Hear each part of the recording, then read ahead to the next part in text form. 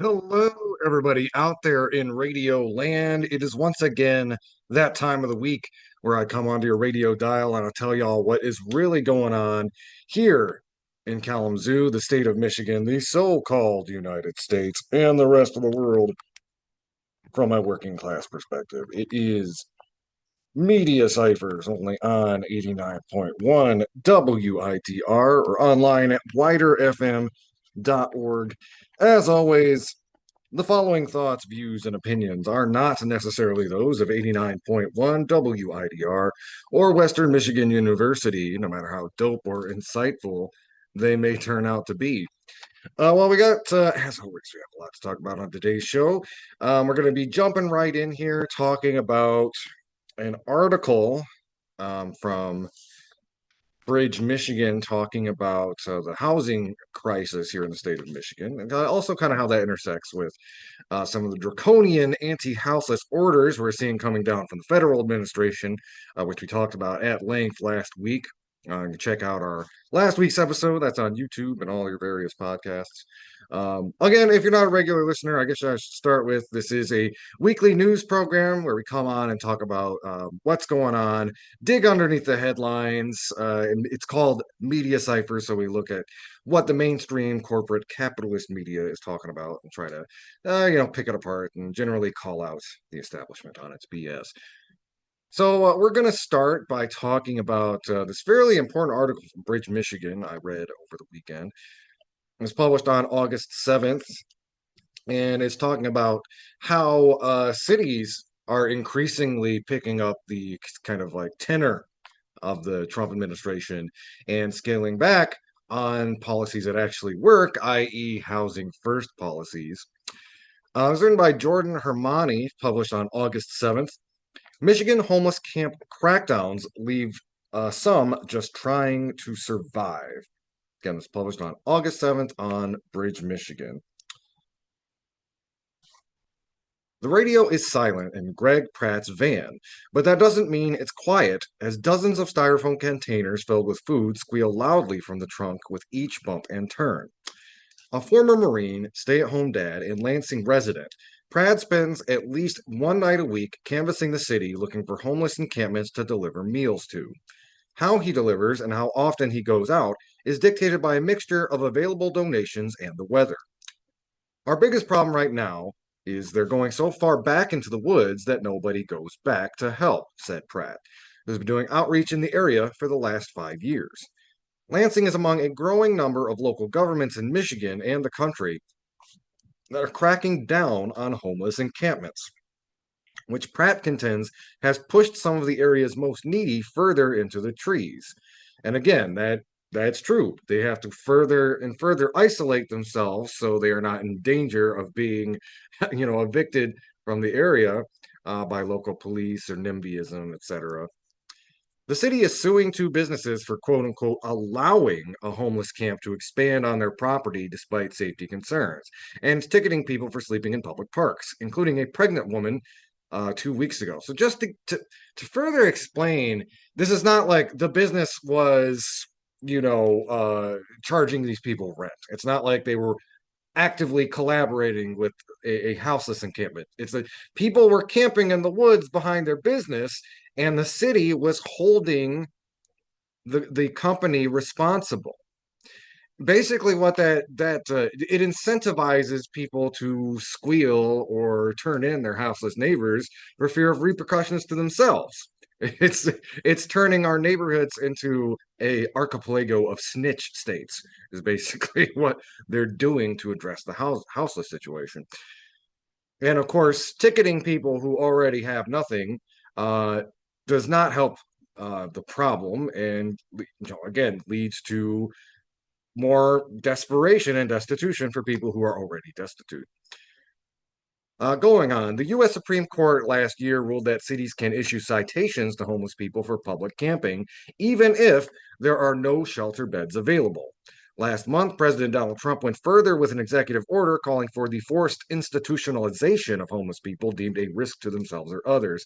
Again, we talked about that extensively. I believe is on last week's show. You can find that in our archives. States that don't comply with the order could lose federal housing funds. White House Press Secretary Carolyn Leavitt said the order is a way to remove vagrant criminals from our streets. Um, Homeless advocates like Pratt, wait, you know how you remove vagrants from the streets? Give them housing. I'm just going to go down and talk about this a little bit further, but I have to interject every time I hear this asinine nonsense. So anyway, homeless advocates like Pratt say large-scale institutionalization is not feasible in a state like Michigan, which already has a psychiatric bed shortage. This is very true. I work in mental health, and that is 1,000% true. Um, excuse me. Ticketing people effectively for being homeless can add additional monetary and legal hurdles to obtaining housing, they say. Also 100% true.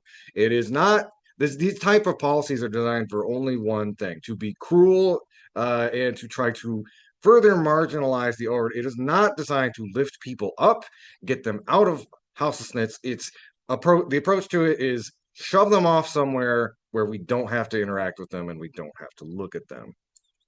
But cities attempting to keep order and serve constituents wary of visible homeless camps have been taking more aggressive steps. Now, I will say this article is for the most part pretty fair-minded, and it doesn't fall into a lot of the same traps. When we've picked apart other local media for kind of this anti-homelessness stance.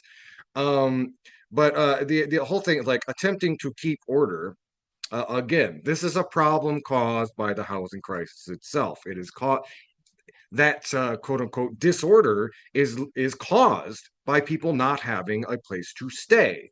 The solution to that is giving them a place to stay. And in cities that have tried that, it has been very, very successful. For example, officials in Anchorage, Alaska cleared two of the city's largest encampments over the summer, dispersing an estimated 100 people. Which honestly, that kind of shocks me. I guess Alaska, you don't really think of Alaska as a place where there's a lot of houseless encampments, but there must be some uh, pretty tough buckaroos up there. It gets cold. In Bend, Oregon, officials recently undertook what one area advocacy group called the largest eviction of a homeless camp in recent history. And by the way, if you're an official and you're saying we just evicted the largest homeless camp, shouldn't you be proud of? I just like these people have so much cognitive dissonance, and they're gonna have a lot to answer for when they see Saint Peter or whatever other metaphor you want to use. Good lord. In Michigan, debate over homeless services institutionalization has intensified in recent weeks after a homeless man stabbed 11 people at a Walmart in Traverse City. His brother says he suffered from mental illness but fell through the cracks for decades. Traverse City had dispersed a large encampment known as the Pines in May. Reviews are mixed on whether it was the best approach. Even with the city expanding shelter availability, it has not kept everyone off the streets. Now, I actually want to do a quick aside as somebody who I've worked in mental health for most of my adult life, and so did my parents, as a matter of fact. My mother was actually working at the state hospital in the 90s, and that was around the time that Engler pulled a Reagan and largely defunded many of the mental health institutions in the state. Now, when the Trump administration and other conservatives and neoliberals, for that fact, talk about the crisis, the mental health crisis among the homeless, make no mistake, it was those very same neoliberal forces that created that crisis. People who needed intensive care were put out on the street with a bus pass and told to do what they will. This problem is completely engineered by the logic of neoliberal capitalism. These people do need health care services and medication, et cetera, et cetera. But the solution is not to lock them away in institutions that were largely defunded again through the 70s and 80s, in addition to, again, the decarceralization of the institution system. When I say I work in healthcare, I do like in-home care, and that's a model of people with mental health challenges get to live in a home setting, not in an institution. It's been proven to be one of the better approaches for people with severe mental health challenges. But what they are doing here, which so often happens with these conservative ideologies. They take this problem that they created through austerity and use it as a propaganda tactic to drum up further authoritarian policies, to more reasons to again incarcerate and lock people up.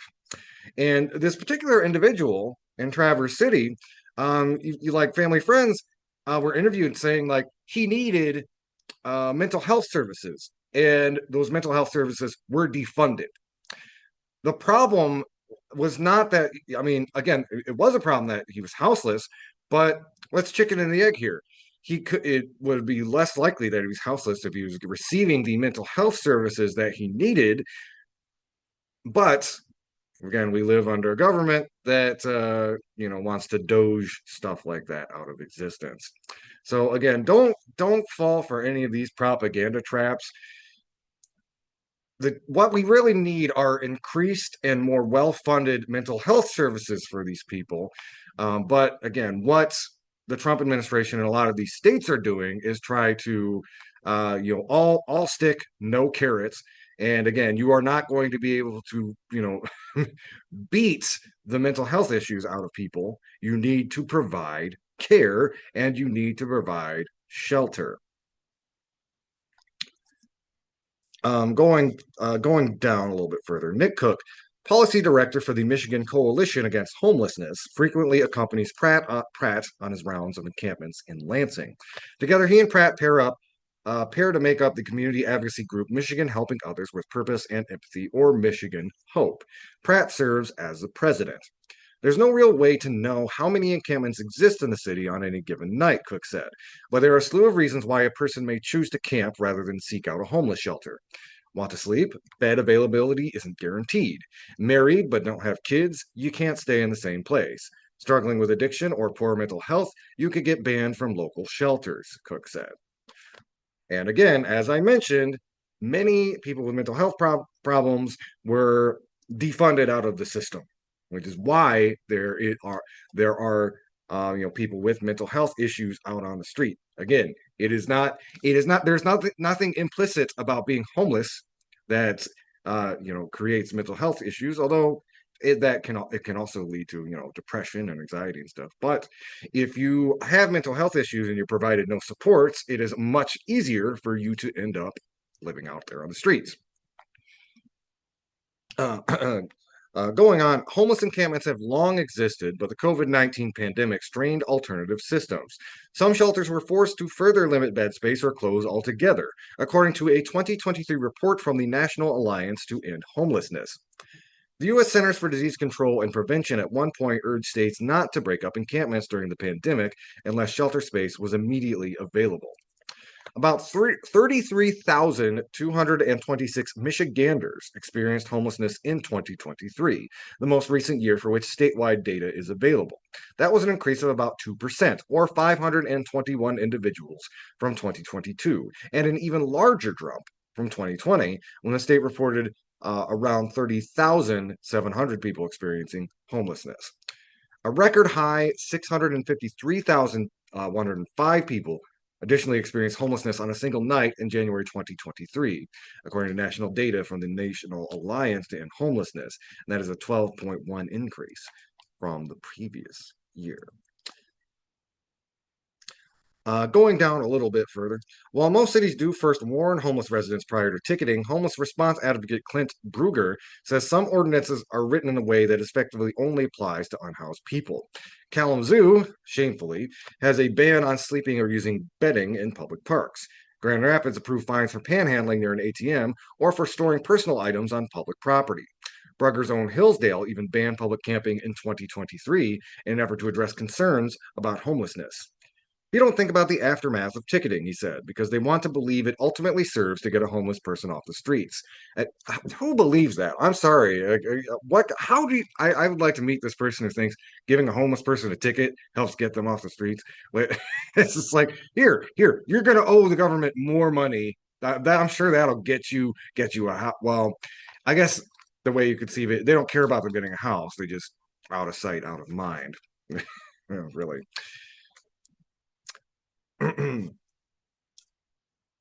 Going down, while the state might need to keep track of citations given specifically to homeless people, they are happening. In Lansing, 41-year-old Crystal White was issued a $130 citation on July 31st for being in a closed park after 10 p.m., or quote unquote posted time. She's one of 26 people who received such a citation since July 4th, 2024, according to the Lansing Police Department. White, who is homeless, 6 months pregnant, and goes by the street name Pixie Dust, told Bridge she lives near Lansing's McGuire Park with a handful of others she calls her family. The way she tells it, White received a hotel voucher last month to get off the street for a few nights, but ended her stay prematurely due to perceived mistreatment and guilt. She returned to McGuire Park, where around 3 a.m., a police officer woke her and told her she couldn't sleep under the pavilion. From there, White said she had a choice: either move her sleeping bag out of the park and onto the sidewalk where it was raining, or remain where she was and get a ticket. She chose the latter. White doesn't know, or White said she doesn't know what to do next, but doesn't plan to pay the ticket, noting that city provides animal waste bags at dog parks, but won't let homeless humans sleep nearby. I'm just out here trying to sleep and trying to find a place to go, said White, who's due to deliver a baby girl this November. There's been no help, no matter how hard I try. While everyone's well intended in thinking of ways to keep people from living on the streets, Northwest Michigan Coalition to End Homelessness Director Ashley Halliday Schmidt said a proven way already exists: housing first. The approach is simple: put a person in some level of permanent supportive housing as they work to address any mental or behavioral health problems, rather than offer housing as a conditional reward in the process. It's been a proven effective way to address homelessness for a very long time, said Halliday Schmidt, knowing it's overall cheaper for a community to house a person than to incarcerate them, which is why she said the president's order openly calling to end support for Housing First policies concerns her. I'm just confused and baffled about what this means for us and the folk we serve, said Halliday Schmidt, whose organization works in 5 northern Michigan counties, including in Grand Traverse County, where the Pines encampment once stood. Just as a quick aside, there's not really a big mystery here. One, the cruelty is the point. It's part of a worldview where you can just punish people into having a better community or a better world. There's also a profit motive. There is money to be made in incarceration. Much like they are farming out a lot of these new pop-up concentration camps with ICE to private contractors, it is likely they will do the same thing to the rapidly necessitated need for new or revamped institutions, and it'll likely be people who have been on the good side of the president. Again, we're living through fascism, but it's also a kind of in-stage neoliberal fire sale. Just trying to strip the copper wiring out of the U.S. government while at the same time being as authoritarian as possible in order to put down anybody who happens to whine about it. Going down, back to the article, Michigan is making strides towards addressing a lack of affordable permanent housing, but the effort is a marathon, not a sprint. Many plan developers are focused on addressing housing stock for mid to low income earners, but not necessarily very low income earners like houseless individuals.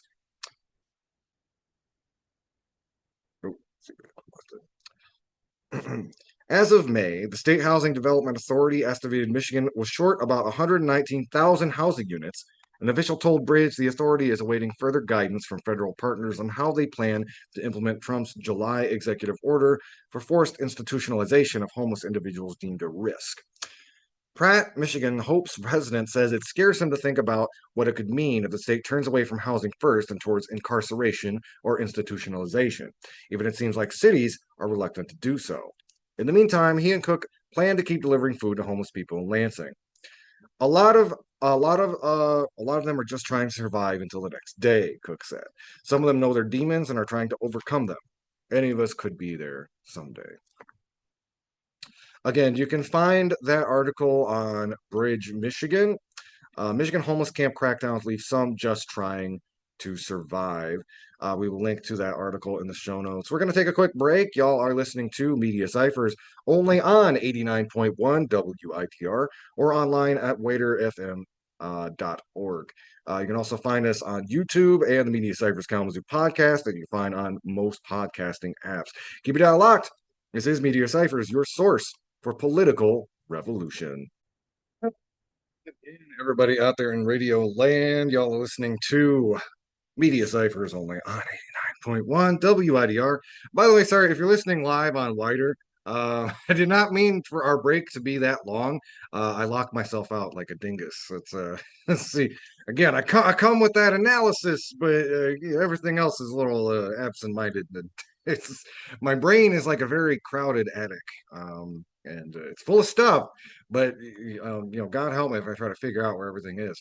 Anyway, we've got a few more things. Got a few more things to talk about. It's still we're only about a quarter of the way through the show now, but I think right now I want to pivot to an article um, that was written from LeftVoice about um, the Detroit elections.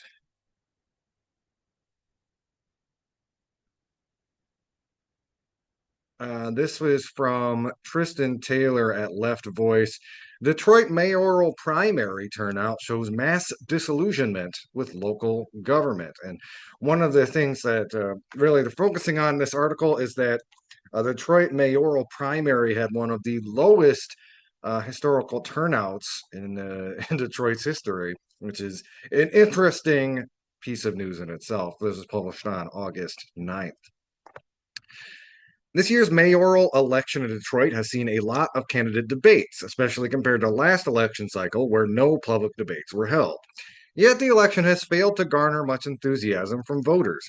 Many are apathetic, finding the choices lackluster, and believe that no matter who is in office, things won't change for the majority black working class and poor in Detroit.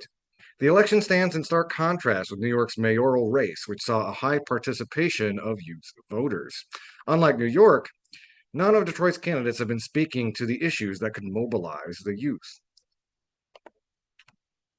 The mayoral race was a crowded field with many different possibilities. Uh, personalities. The voices that were centered in the debates were Reverend Solomon Kinloch, Ted Perkins, Santel Jenkins, Mary Sheffield, James Craig, and Fred Durhall III. Hold on here just a sec, folks. So I'm going to be probably joining in, getting joined, joined with my co-host here in just a sec. But I'm going to kind of go down to the pertinent stuff in this article. Again, you can read for yourself the whole thing. We'll link to it in the show notes.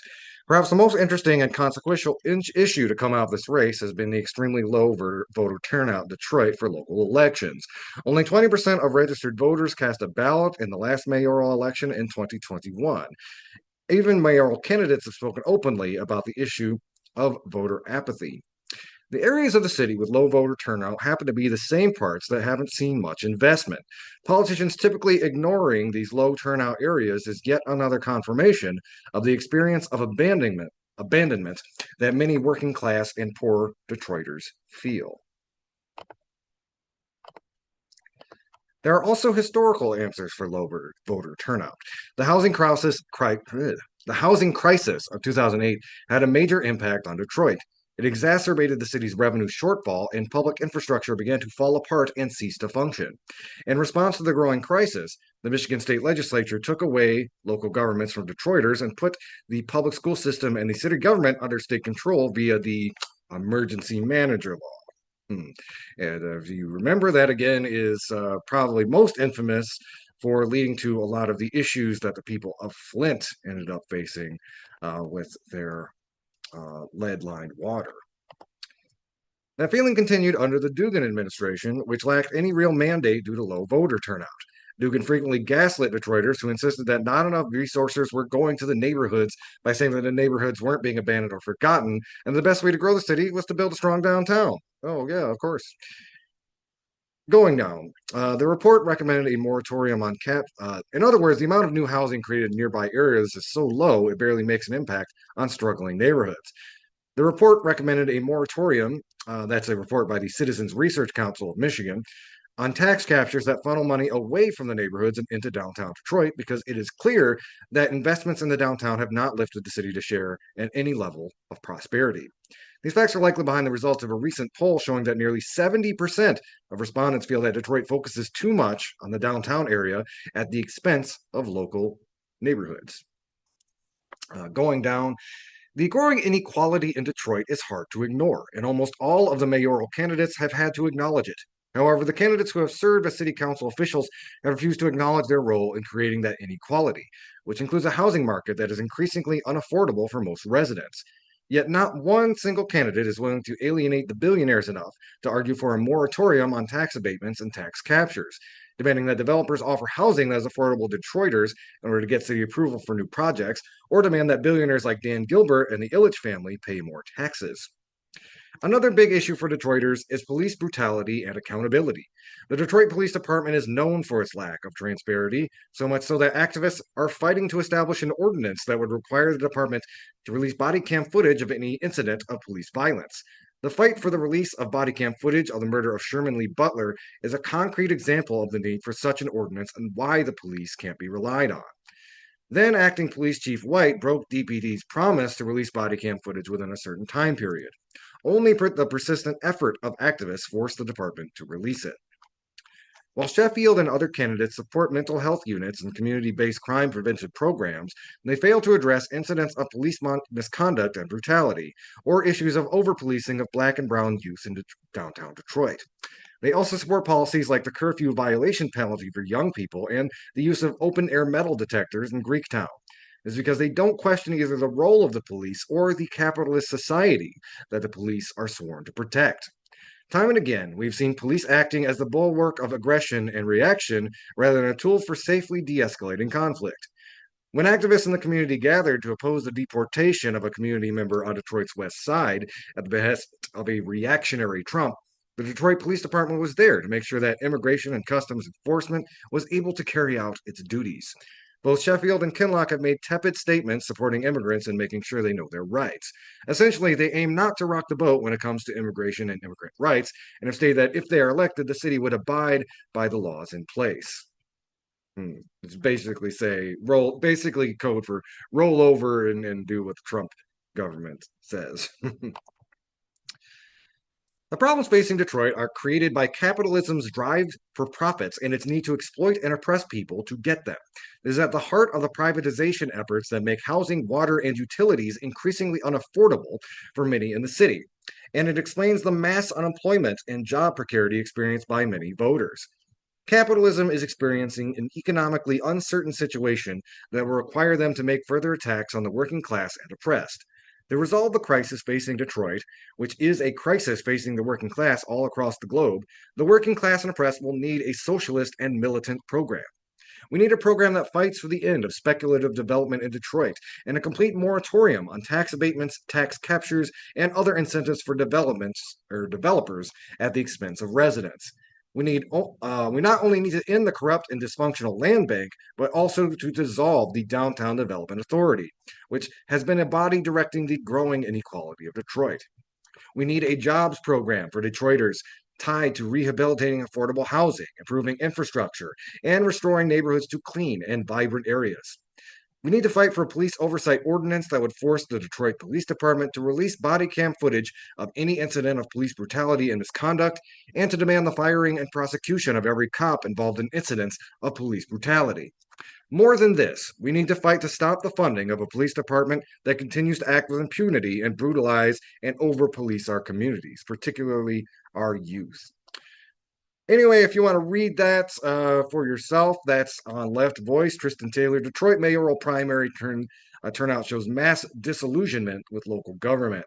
We're going to take another quick little break. When we come back, I'm going to be joined by my co-host Lawrence. We got some important stuff to talk about. Don't touch that dial. This is Media Cyphers, your only source for political revolution. Hello again, everybody out there in Radio Land. We are back. This is Media Cyphers, joined by my co-host Lawrence. Lawrence, how are you doing today? I'm all right, man. I'm all right. Just just another day working on my doing this tired on my lunch break. Yeah. And by the way, before we get into the topic, so we were talking a little bit. We are going to get serious about recording some material outside of the wider station. Wasn't a great weekend for me. As I've told y'all on previous episode, dealing with some family health stuff. Plus, I was taking my brother to a concert last night, so so there's only so Yeah, many and hours in I've the work also week. had to been doing. I'm Yeah, and sorry, I what? also been dealing with some family stuff too. Well, I've also been dealing with some family stuff too. So I mean, it's been our schedules has just been crazy. Yeah, But yeah, yeah, yeah. But why don't we let's go ahead and dive into it? No, we don't have a lot of time. Did you want to? So there was a couple of I don't know what you call it, the donkey of the day stories about some oh, pseudo there are celebrities, some. but this is Oh no, there's some donkey of the day where the we have to come up with our own version of donkey of the day. yeah. We but yeah, there are two that I would love. We call our quick hits, right? These are our quick hits. Um First, I would like to say, I want to say congratulations to Candace Owens. She messed around and now she's finding out. Oh dear. Um,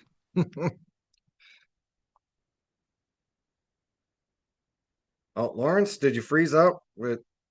Oh no. this particular person, like Oh, she's there we go. not someone who I care about or I'm interested in or hearing from. Even watching her on Jubilee getting slaughtered by 20 feminists.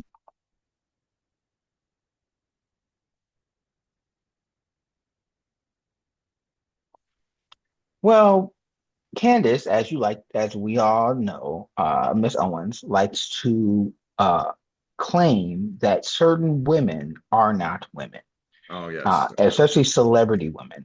So so her latest target was the wife of French President Macron. I mean, Now, some refer to as transvestigating.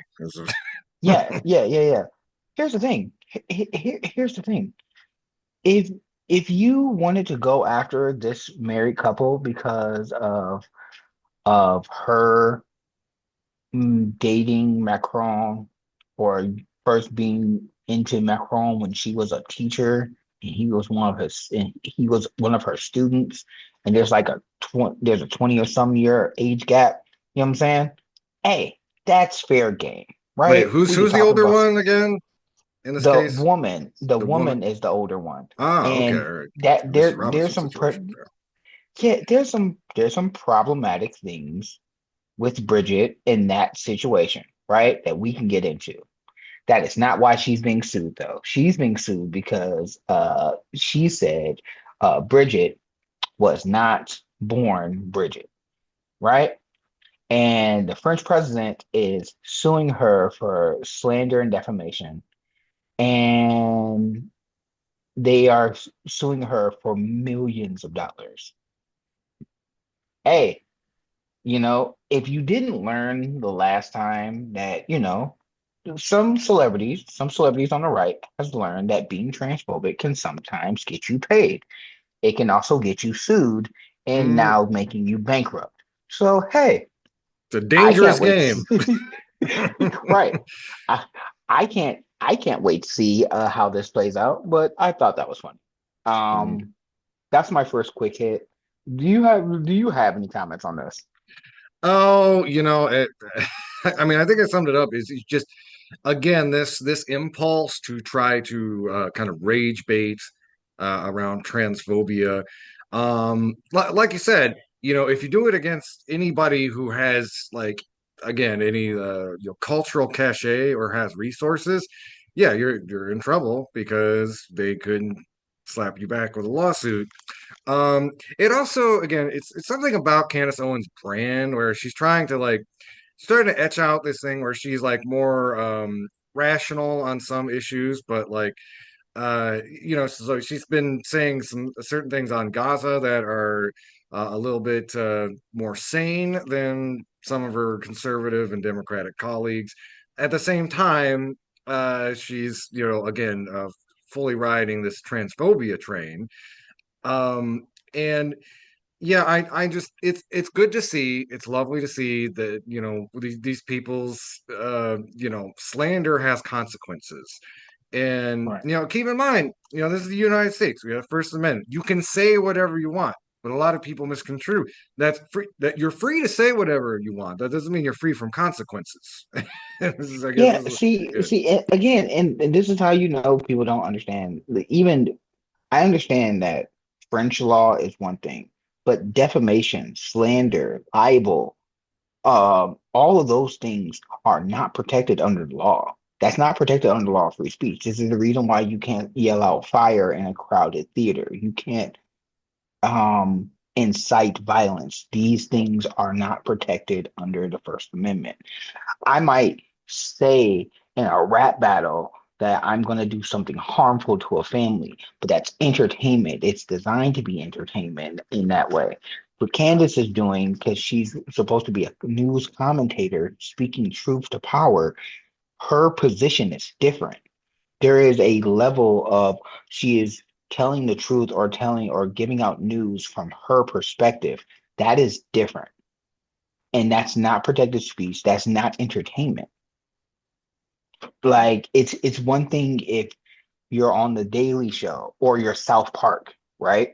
Which is designed to be comedy or entertainment with news or other things played onto it. That's not Candace's role. So that's why Candace is about to mess around and find out. So that was the first quick hit. The other quick hit is Superman. Superman's joining ICE. Dean Cain. Dean Cain. Just to be clarified, it's the washed up '90s Superman for our Yeah, younger yeah. listeners. So for our younger listeners who are listening, the most recent Superman, fantastic. Actually, I will argue it's James Gunn's best movie, and he did all of the Guardians of the Galaxy movies, and he's done a couple others. Um, but I argue his best movie is this Superman movie because he got it right. Hmm. Superman is an immigrant. He's an immigrant from another planet. This is the reason why in the comic books he denounced his American citizenship because he wanted to be a symbol for all humans.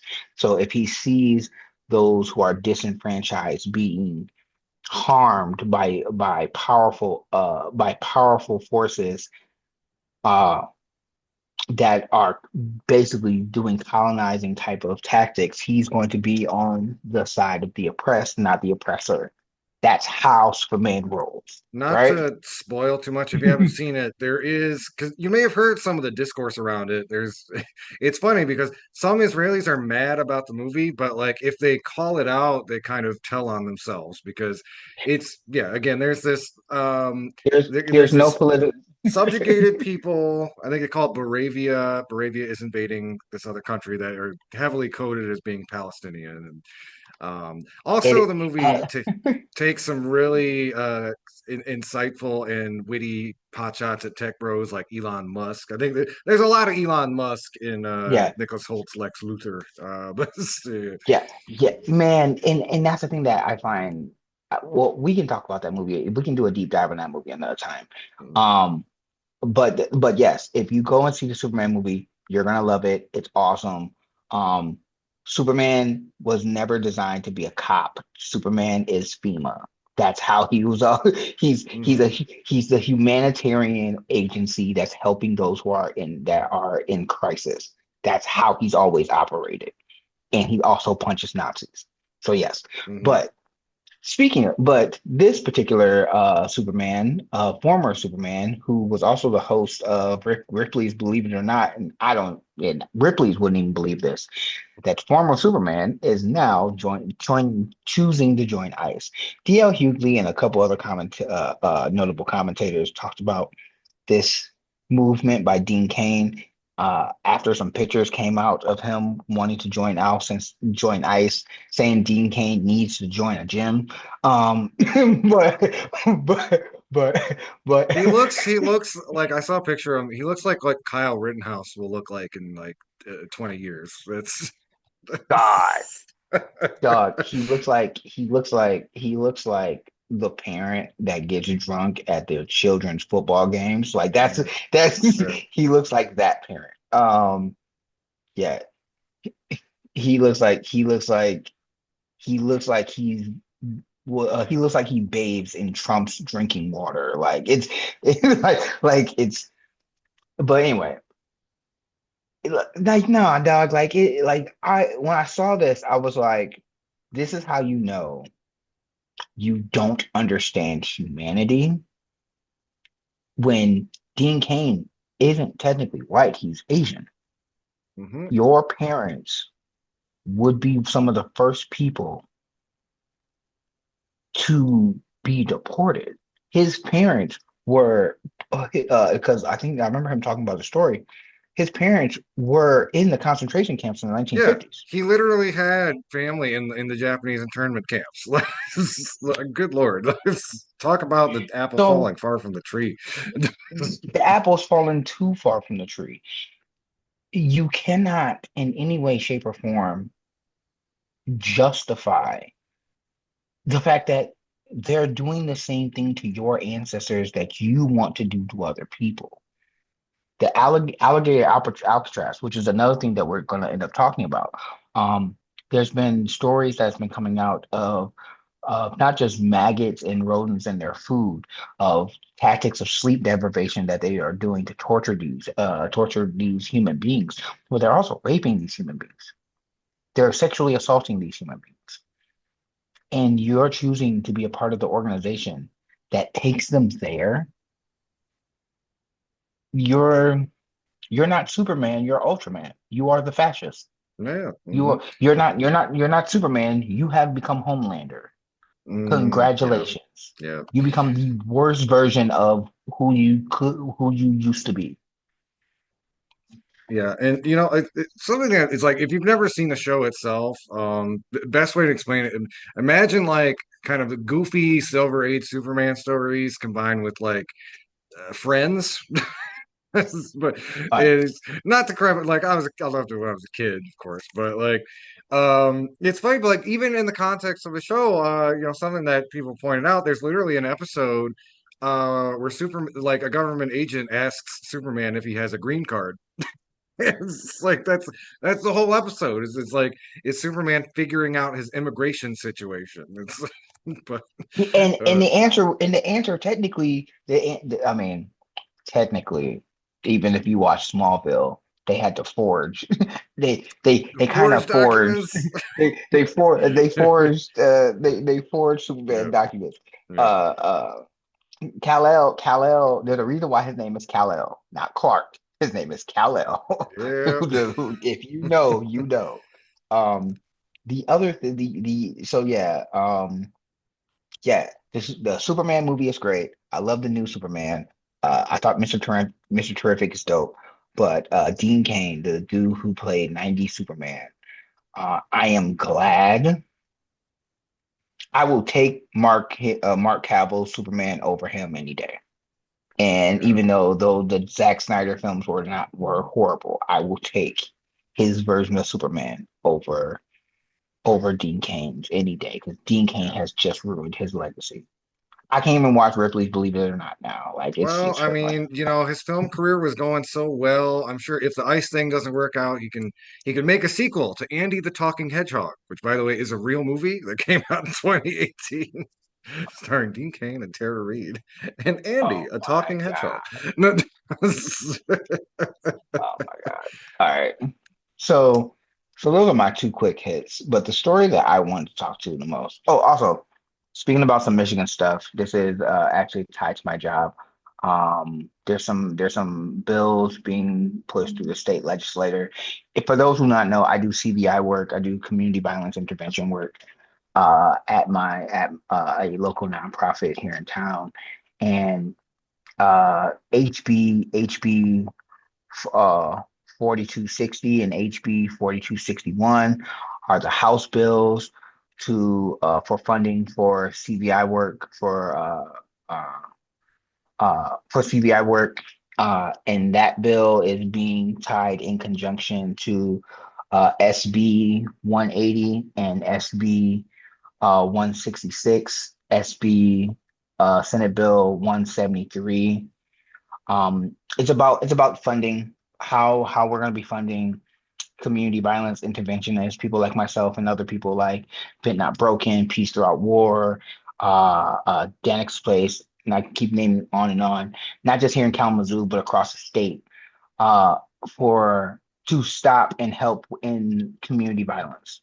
Um, it's these type of things that are going on in Michigan that has also been going on across the country, uh, where you have community violence interventionists uh, doing the work of doing interventions between gangs, sit downs with families that has had to deal with community violence. You're talking about domestic violence. If we're talking about shootings, if we're talking about robberies, things of that nature, and making sure that those families are made whole after those situations, that they're just not stuck in a system, that those community members are getting support and they're also not being re-victimized either by those that did the victimization or by police officers who don't really care. And this is where I have to give a shout out to KDPD because um, I've worked in conjunction with KDPD with a lot of the work that we've been doing here, helping to put families back together and helping support families who are in crisis.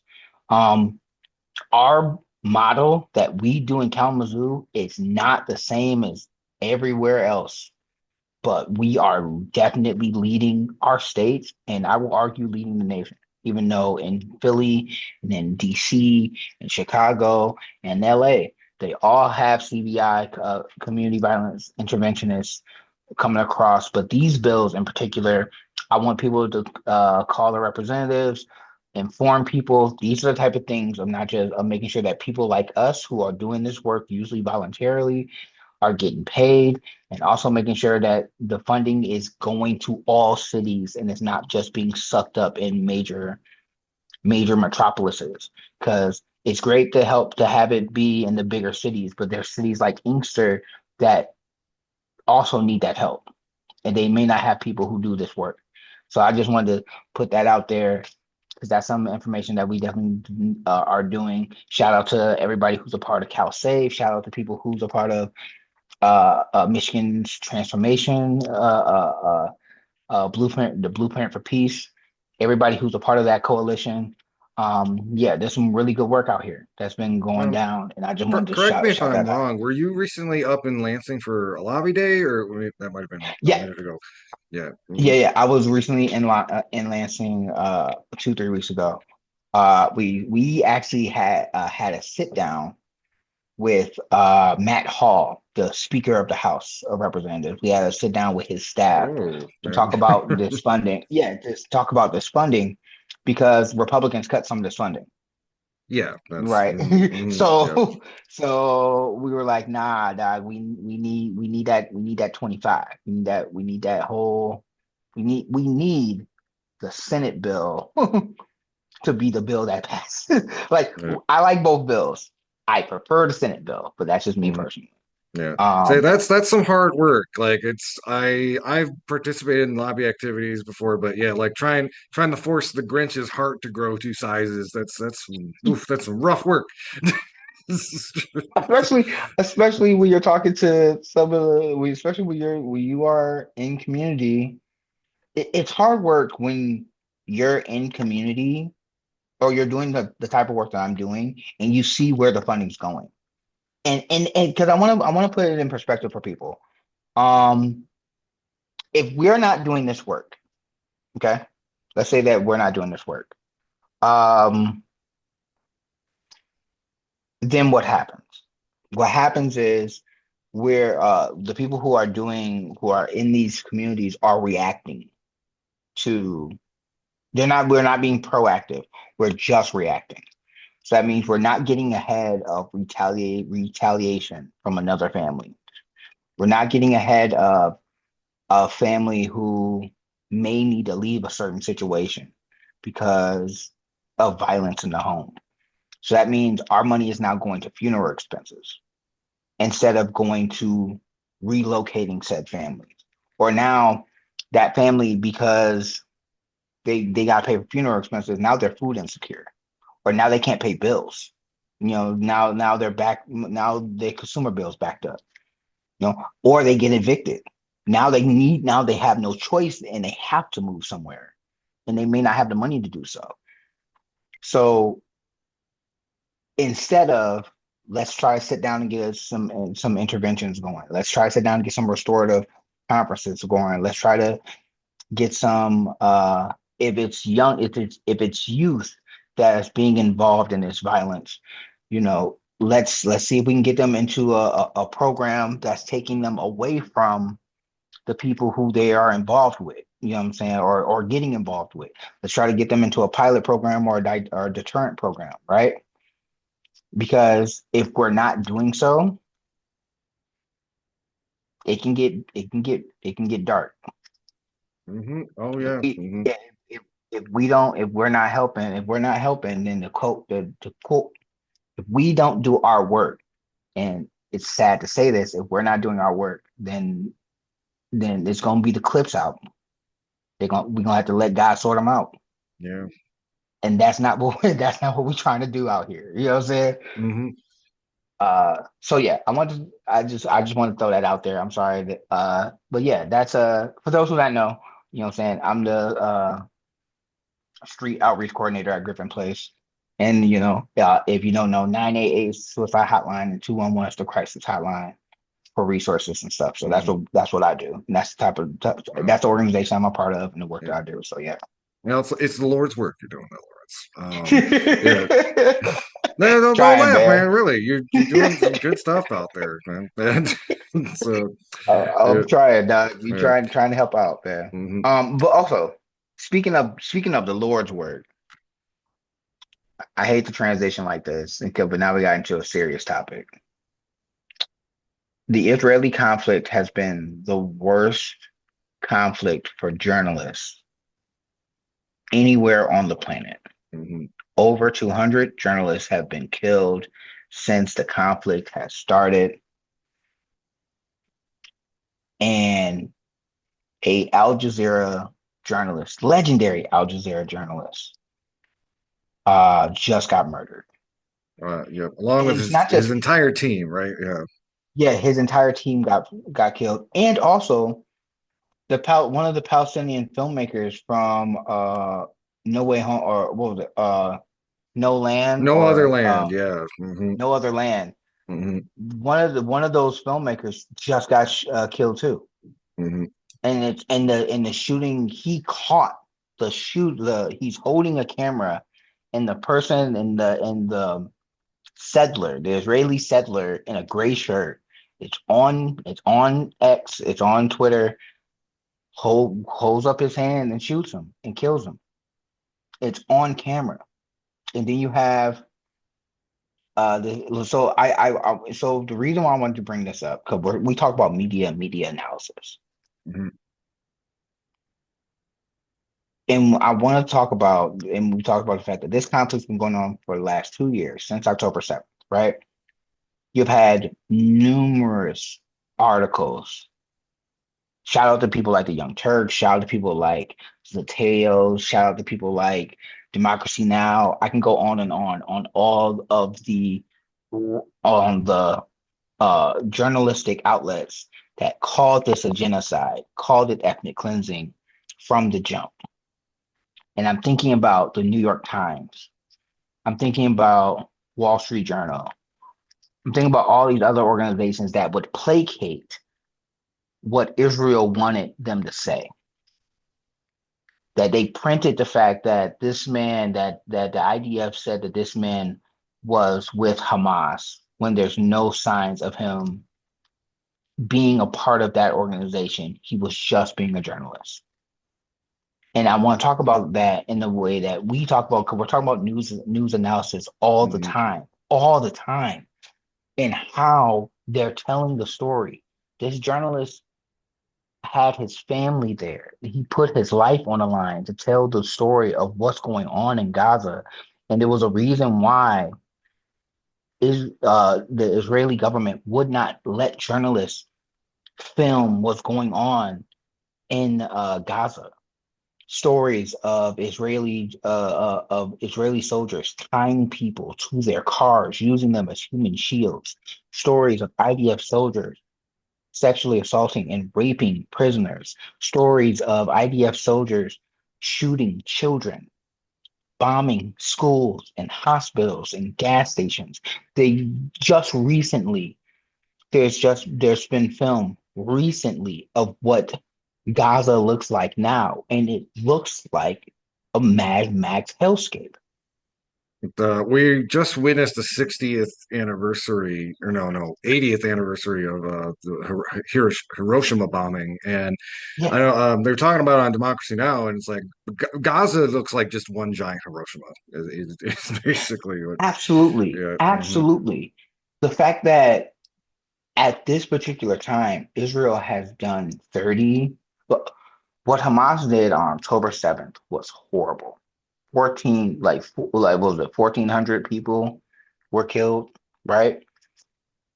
Israel has done 30 times that. And now and if you listen to what the Israeli government says in Hebrew when they're talking to their citizens compared to when they're talking to the international press. When they're talking to their citizens, they say, we're going to occupy the land. We're starving them out. We're going to occupy their land. They admit their war crimes publicly. I say the Nazis didn't even have the temerity to do that. They did not just open the window and it's like, yep, this is what's going on. And granted, the Israeli government really hasn't either, but they've banned foreign journalists. But because of the presence of journalists on the ground and citizen journalists in Gaza, it has been impossible for them to uh, lie with any real credibility about what they're actually doing there. It is shameful that it's taken the mainstream media so long to catch up. We're 300 dead journalists later, and you're finally starting to see, headlines in the mainstream press calling it a genocide. But yeah, it's again, blessings to them and their family, and for having the moral courage to do this job under constant fire. Like me and Lawrence get to do this kind of stuff kind of in the comfort of a studio or own home. I've been some pretty like Jincy like protest situations, but not in a situation where the opposition is heavily armed and knows they can kill you and get away with it. Um, Yeah, yeah, mhm. yeah, pretty much. It is, it is, um, it, history will not judge us kindly because we are funding that genocide. But the newspapers, especially like stuff like the New York Times, the New York Times before Hitler took power was basically treating Hitler the same way that they were conflating and loving on Bibi Netanyahu and the Israeli government. Mhm. And Yep. you would think that legacy media like that would learn their lesson on to lie better, right? Like You'd think, yeah. if you're going to lie to the American people, if you're going to lie to the American people, you at least try better, right? It disgusts me when journalists on MSNBC, CNN, Fox News, and others, even like I don't have any hope for Fox News. I barely have hope for CNN. I have barely any hope for MSNBC. But print media, y'all should be able to at least tell the truth when every organization when there's been multiple Israeli organizations and non-biased international organizations to at least call it what it is. Look, I understand at this point that you're going to have Israeli settlers uh, living in Palestine or living in Gaza, basically doing a land acknowledgement of how they colonized this area. And Uh, uh, I hate the fact that that's yeah. what it looks like was going to happen.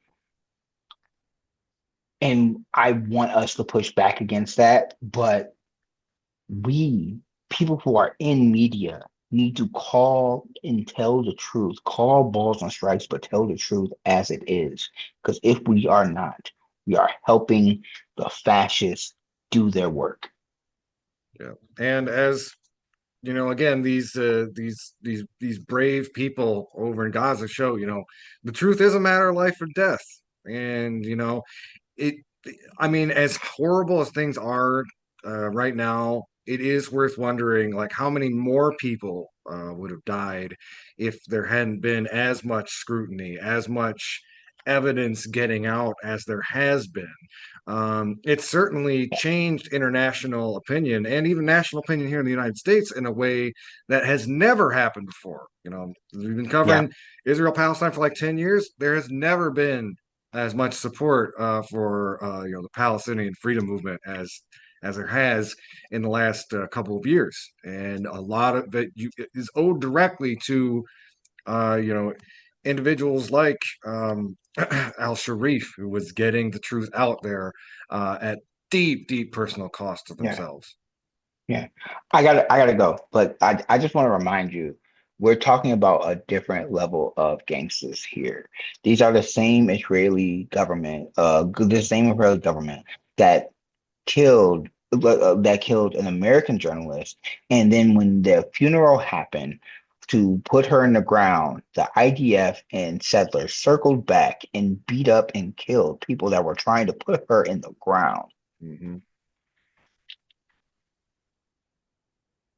I can't think of fictional media where you're at the funeral and you start killing people. Like, Yeah, yeah. If like you wrote I'm this into a trying to think of. screenplay, they'd say that's over the top. People aren't going to Yeah, believe I'm that. This is trying to. No, there's no. Actually, no. I take that back. What was it? Law-abiding citizen with Jamie Foxx and the dude that was in the 300 movie. Um, Gerard Butler. Was that? yeah, Yeah, Gerard yeah. Butler. Hmm. That movie was, I think, it was in '09. That's the last time I've seen a movie where the villain circles back at the funeral to catch bodies, and that's what the IDF did. Hmm. Like, yeah. But anyway, I gotta go. I'll holler at you later. All right, Lawrence, Godspeed. You have a great day. Thanks for joining us. Yes.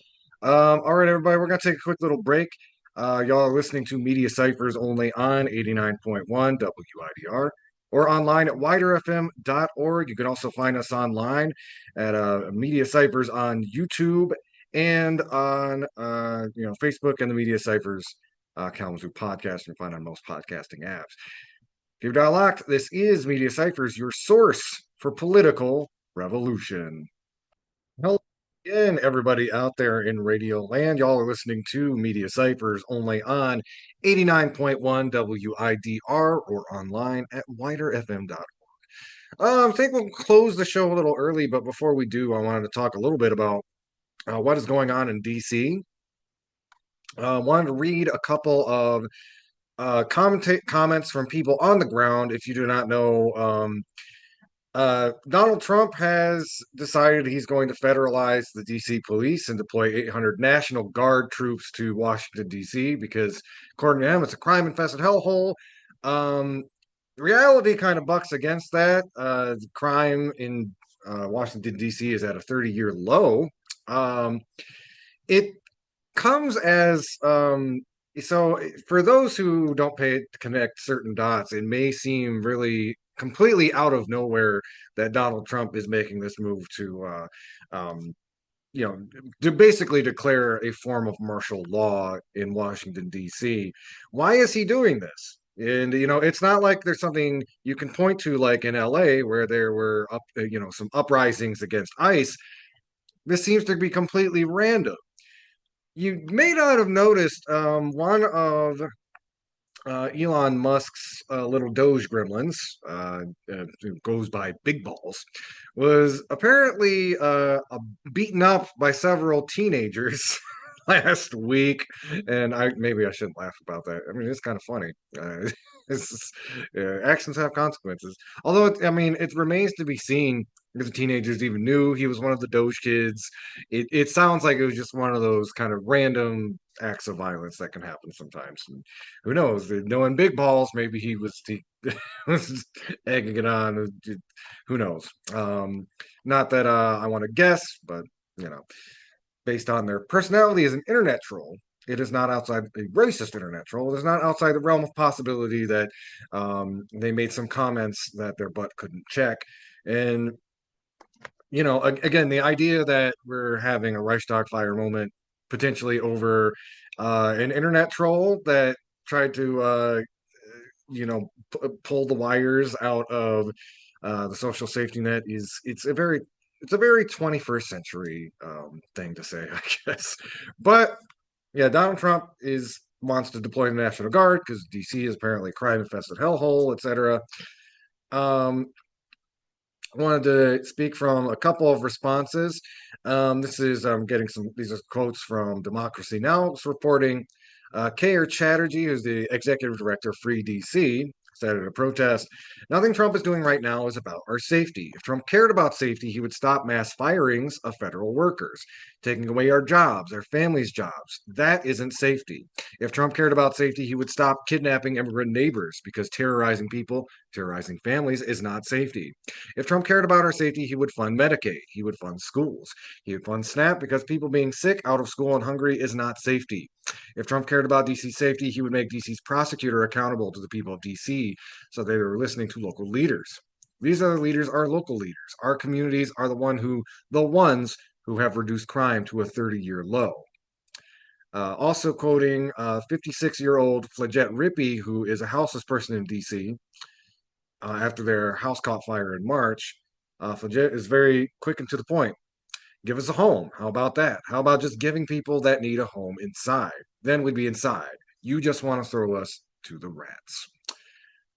Another quote from a Democracy Now! Article. They were talking to Khalil Gibran Muhammad, is a professor of African American Studies and Public Affairs at Princeton. And they went on to say this: "I think we are seeing a consistent pattern from Donald Trump. We can start with the calls for the return of the death penalty in 1989 in reference to the rape of a white woman in Central Park, which ultimately led to the conviction of 5 innocent young black boys. Donald Trump has never apologized for that moment, placing a full-page ad in the New York Times. So we start with the man that we've known as a public for the better part of 7 decades. This man has consistently scapegoated black and brown people to either gain celebrity or political capital. And now, as president the second time, he is enacting an authoritarian agenda, in which case the militarization of law enforcement and the deployment of law enforcement assets to either coerce or control scapegoated populations, as we saw in Los Angeles recently, is consistent. And this is, in particular, an escalation because while he tested the waters in deploying the Marines and 4,000 National Guard troops in Los Angeles, now we see the takeover, as Monica has already described, of a local police department. And while he has, as we've discussed, the right to do so, at least for a limited period, it's not clear that he's going to stop. He's calling for the same in New York, and he's calling for the same in Chicago. And I just want to remind everyone that the Trump administration elected in 2016 came in riding on a lie about American carnage in American cities. There was also a period of dramatically declined crime rates and violent crime rates in particular across U.S. cities. So there's nothing here that is factual in terms of the pretext for the calls here. What is consistent is Donald Trump's use of racist rhetoric, racist ideas, and the use of policing to enact a domestic policy agenda. I would also like to draw from some commentary from the World Socialist website. This is from Patrick Martin. Trump orders police military takeover of Washington, D.C. In his most brazen action yet to create a fascistic dictatorship in America, President Donald Trump declared a state of emergency in D.C., putting the Metropolitan Police Department under federal control, and mobilized nearly 1,000 soldiers in the D.C. National Guard to patrol the city. On the pretext of a crime wave in the city, Trump's latest big lie, he is putting the U.S. Capitol under military rule. For an initial 30 days, and likely far longer, the capital city of a supposed democracy with a huge working class population, and a predominantly black one, I should add, will be under the equivalent of martial law. Instead of constitutional separation of powers with checks and balances, the Congress, the Supreme Court, and every other government institution will become part of the personal fiefdom of Trump, a political gangster who openly seeks the violent suppression of all opposition to his rule. The action sends a political signal not only to the entire United States, but to the world. The country, which long boasted of its role as the first democratic republic, is now ruled by a would-be dictator who is seeking a violent confrontation with his political opponents and, above all, with the working class. Trump's fascist allies on every continent will be emboldened. The workers of the world must be forewarned and prepare politically in accordance with the dimensions of the threat. Trump announced a federal takeover of Washington in the course of a 90-minute press conference, which combined fascistic rants and endless self praise from the president and nauseating flattery from his minions. In one particularly ominous remark, Trump said that Hegseth would contact state governors about providing troops from their National Guard forces if this was necessary to enforce emergency rule in Washington. He also hinted the combat military personnel might be deployed in the capital as well, citing the model of Los Angeles, where 500 heavily armed U.S. Marines were stationed in support of widespread raids to round up immigrant workers for deportation. Trump delivered an obscenity-laden rant to justify the military police mobilization, declaring, "Our capital city has been overtaken by violent gangs and bloodthirsty criminals," etc., etc., etc. No American president has ever used such language to describe the population of this country. Trump's words express more than the racial bigotry and hatred of the working class imbibed in the course of his rise to the netherworld of Manhattan real estate, casino gambling, reality television, and other corporate swindles. He is steeped in the worldview of Adolf Hitler, his favorite author, whose speeches were a regular feature of his bedside table, according to his first wife, Ivana. In Nazi Germany, homeless people were categorized as asocials and targeted for persecution. The Nazis considered them unproductive members of society and a burden on the state, at odds with their drive for racial purity and social regimentation. In America, immigrants, Muslims, and other minorities joined the Jews in the demonology of fascism. But the methods are the same, combining fanatical hatred of socialism and Marxism, racialist scapegoating to disguise the fundamental class divisions in society, and increasingly open violence against all social and political opposition. Trump wants an America that will be comfortable for the super rich and the most affluent sections of the middle class, made possible through brutal class oppression carried out against the working class, while society is cleaned of the most visible victims of that class war. Washington, D.C. is the third major mobilization of military force within the United States this year, first at the U.S.-Mexico border, then in Los Angeles, and now in the nation's capital. And it will not be the last. Trump and other officials emphasized at the White House press conference that similar measures were planned for Chicago, New York, and other U.S. cities. Trump is making use of the peculiar legal status of the District of Columbia, a federal territory with limited self rule and no voting representation in Congress, as a screen for his imposition of dictatorship. Under the 1973 D.C. Home Rule Act, the president has the authority to take control of the Washington police for up to 30 days, after which Congress must vote on any continuation. But there's no such limit on the use of National Guard troops, whether drawn from the population of the district or from other states, or on the use of the regular military forces. Trump's latest executive order follows a carefully worked out plan. An internal memo from the Department of Homeland Security details the efforts to normalize the use of federal troops within the United States. Authored by Philip Hegseth, the younger brother of the defense secretary and a senior advisor to Secretary Kristi Noem, suggests that DHS is anticipating many more uses of the military in urban centers, noting that LA-style operations may be needed for quote-unquote years to come.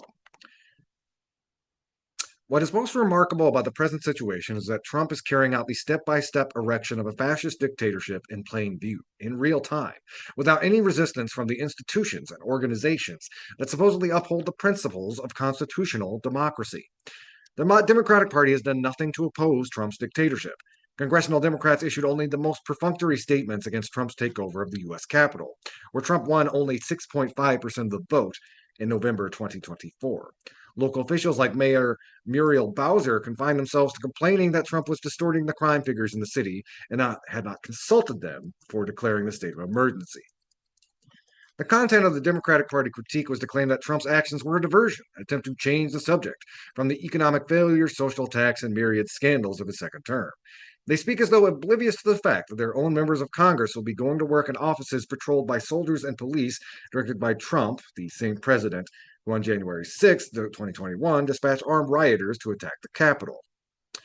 Senate Democratic leader Chuck Schumer and other Senate Democrats have proposed a response that includes blocking Republican legislation, legal challenges, which means accepting as the ultimate authority the Supreme Court packed with fascists, one-third of them chosen by Trump, and speeches at committee hearings and public protests. In other words, they will wring their hands impotently as American democracy is systematically destroyed.